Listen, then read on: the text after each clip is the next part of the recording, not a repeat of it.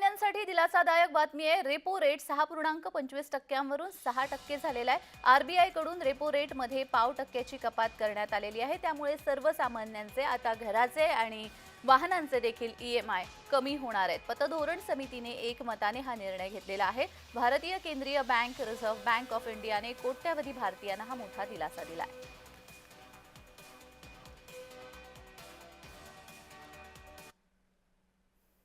महागाई किती वाढलेली हा रेपो रेट कमी केल्याने शेतकरी असेल, मध्यमवर्गीय असेल, यांचा जो कर्जाचा जो हप्ता आहे तो हप्ता कुठेतरी कमी होईल।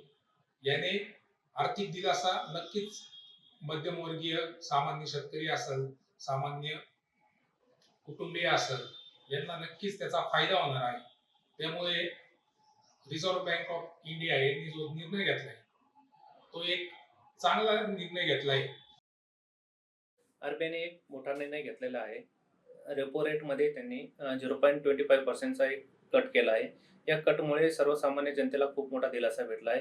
ते कसं की जसे लोकांचे होम लोन, कार लोनचे हप्ते असतात, या हप्त्यांमध्ये कमी होईल आणि या कमी झालेल्या हप्त्यांमुळे लोकांच्या खिशाचा भार थोडा कमी होण्यास मदत होणार आहे।